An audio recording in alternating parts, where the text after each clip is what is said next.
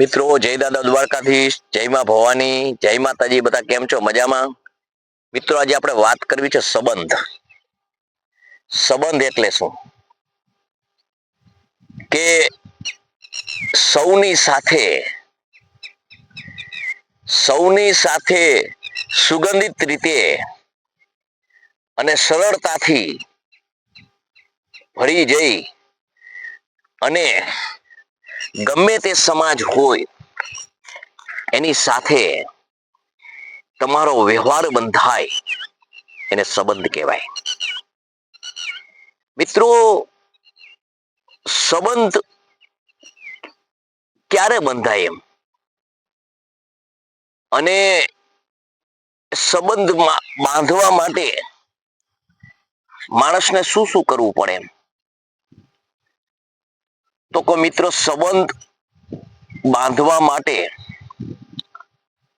માણસને એકબીજામાં વૈચારિક રીતે, માનસિક રીતે, બૌદ્ધિક રીતે અને માનવતા રીતે એકબીજામાં ભળી જવું પડે.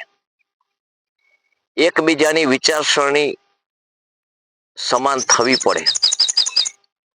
એકબીજાને પોતપોતાના વિચાર ગમવા પડે અને આવું જ્યારે થાય ત્યારે સંબંધ બંધાય. સંબંધ બાંધ્યા પછી એ નિભાવવો પડે. એ નિભાવવા માટે જીવનની અંદર કોઈ પણ પ્રકારની નાની નાની વાત હોય તો એમાં વિચારીને ચાલવું પડે, બાંધછોડ કરવી પડે. એકાબીજીની ભૂલ થઈ તો જતું કરવું પડે. એકાબીજીને સમજ્યા વગર કોઈ પણ પ્રકારની વાત ન કરવી જોઈએ. એકબીજાના કોઈ પણ એવો પ્રશ્ન આવે તો એ એકબીજાએ મળી અને એનો ઉકેલ કરવો જોઈએ, તો સંબંધ ટકે.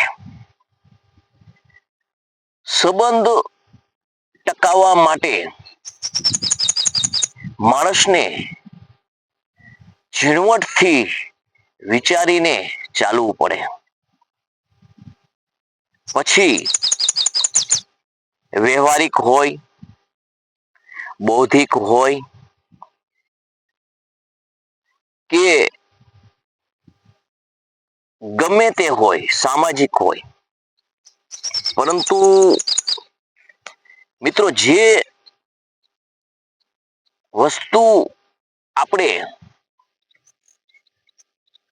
ઉપાડી છે એને સારી રીતે તપાસી અને સારી રીતે વિચારીને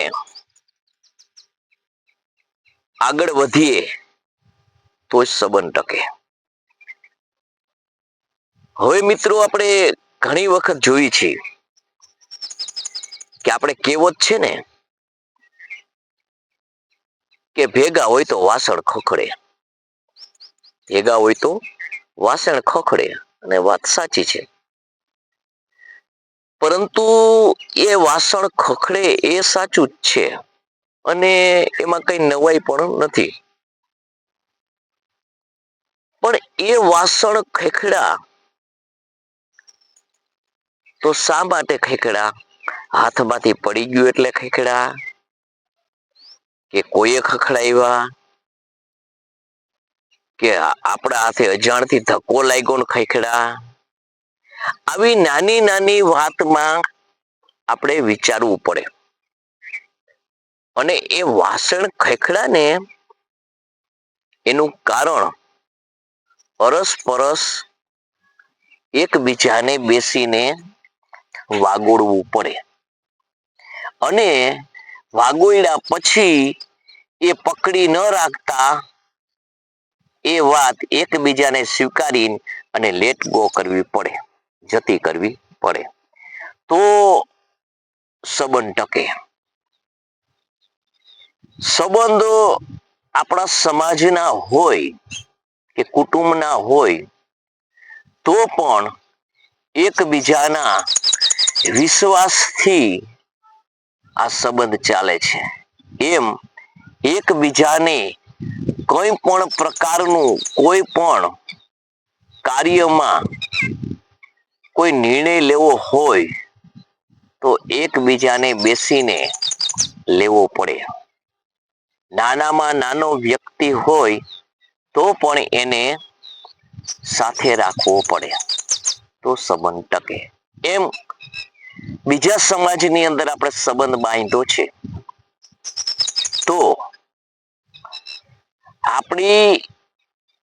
આપણી ભાષાની અંદર કહીએ તો જે સમાજ હોય એના તમે સંબંધ બાંધ્યો છે તો પેલા તો સંબંધ નિભાવો તો એ રીતે નિભાવાય કે તમને તમારો સમાજ એનાથી શ્રેષ્ઠ લાગવો ન જોઈએ.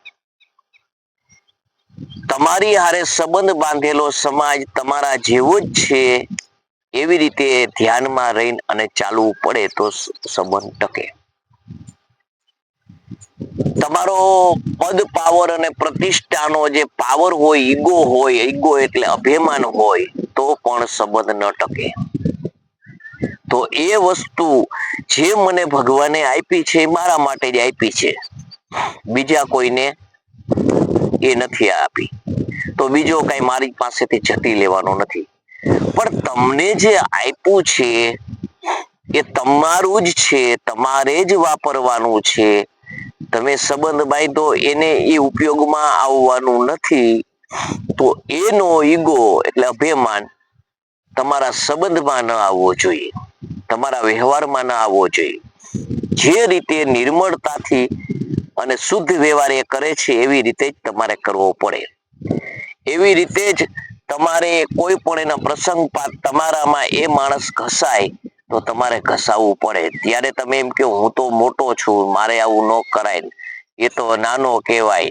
આપણે દાખલો દઈએ કે આપણે ગમે તે સમાજને હારે સંબંધ બાંધું એ બાપુ કહેવાય, એવું ન હોય.